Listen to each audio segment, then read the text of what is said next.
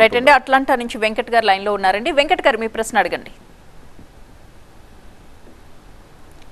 Hello Srinivas sir గారు, నమస్తే అండి. నమస్తే సార్, వెంకట్ గారు క్వశ్చన్స్ ఏం లేవండి. అంటే మీరు నేను అడగాల్సినవన్నీ మీరు చెప్తున్నారు. బట్ మీరు మళ్ళా కూడా ఆ దొరలకి, అంటే దొరలు అంటే రెడ్డి రావులు ఎవరైనా కావచ్చు, వాళ్ళకే మళ్ళీ మీరు సపోర్ట్, మనందరం మిడిల్ క్లాస్ వాళ్ళందరం సపోర్ట్ చేసి వాళ్ళకే చేయగొట్టాల్సిన పరిస్థితి ఎన్ని రోజులు సార్ ఇవన్నీ? అసలు అది మారదు సార్ పరిస్థితి. ఎప్పుడు వాళ్ళకి చేయగొట్టుడు వీళ్ళకి చేయగొట్టుడు ఇదే తప్పితే మిడిల్ క్లాస్ వాడి పరిస్థితి ఏంది జనాలకు కూడా అర్థం చేసుకోలేకపోతున్నారు.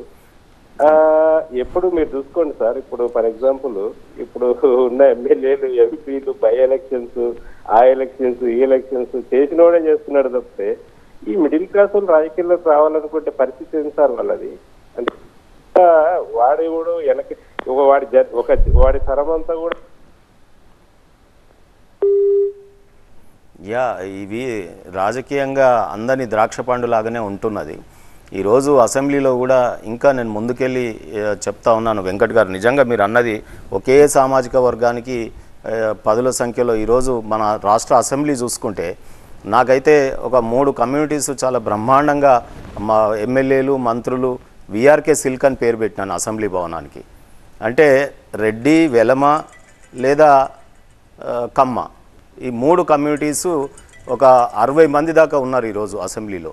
మిగతా 130 కమ్యూనిటీస్ ఉన్న బీసీలు ఎవరు లేరు దాంట్లో. సో దాంట్లో మరి బీసీలకు ప్రాతినిధ్యం లేకున్నప్పుడు, వివిధ కులాలకు ప్రాతినిధ్యం లేనప్పుడు, వివిధ వర్గాలకు ప్రాతినిధ్యం లేనప్పుడు, వర్గాలంటే విద్యార్థులకి, కార్మికులకి, రైతులకి, అనేక వర్గాలకు లేనప్పుడు, కులాల పరంగా లేనప్పుడు ఆ అసెంబ్లీ ఎట్లయితే ఇంక్లూజివ్ ప్రజాస్వామ్యం ఎట్లయితే వారికి ఉన్న సమస్యలు ఎట్లా చర్చింపబడతాయి?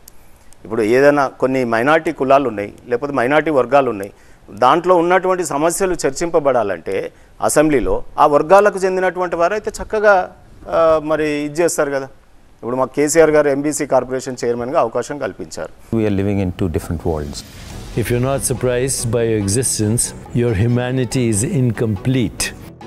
We all have been conditioned in a particular way to live our life in the society. If you give up your need to be right, 95% of your life will change.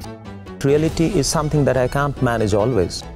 If you really want access to reality, you have to go beyond thought. This and more, streaming on News 9+. Subscribe now. ఈ ఎంబీసీల జీవన విధానం మీద నేను కొంత study చేశాను. ఇప్పుడు మేము అసెంబ్లీలో ఉంటే ఈ ఎంబీసీల యొక్క ఈ జీవన విధానం మీద మేము చర్చించగలుగుతాం, వారికి కొన్ని చట్టాలు తీసుకురాగలుగుతాం. సో ఉదాహరణకు మీకు చెప్తాను, ఒక దొమ్మరి కులం ఇంకా ఎందుకు ఉండాలండి ప్రాస్టిట్యూషన్లో? వారి కులం పేరు మార్చమంటున్నారు, మార్చలేకపోతూ ఉన్నాం. ఈరోజు బుడుబుక్కల అనే కులం ఉంది, వాళ్ళు చాలా ఇబ్బంది పడుతూ ఉన్నారు, మారలేకపోతూ ఉన్నాయి. సో ఈ రకంగా అనేక కులాల యొక్క సమస్యలు చర్చింపబడాలి. పోనీ వాళ్ళు చర్చిస్తారా వీటి మీద? అంటే రాజకీయంగా నేను తిట్టడం, నువ్వు నన్ను తిట్టడం. కేసీఆర్ గారితో చర్చించారా?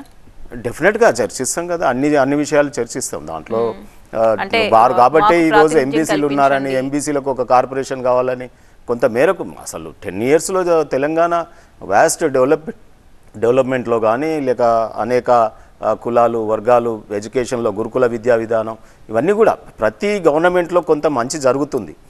ఇటువంటి పార్టీలు ఏంటంటే ప్రాంతీయ పార్టీలు కొంత మేరకు ఆ ప్రాంతం నుండే పుట్టుకొస్తాయి కాబట్టి చేసేటటువంటి అవకాశం కూడా ఎక్కువ ఉంటుంది.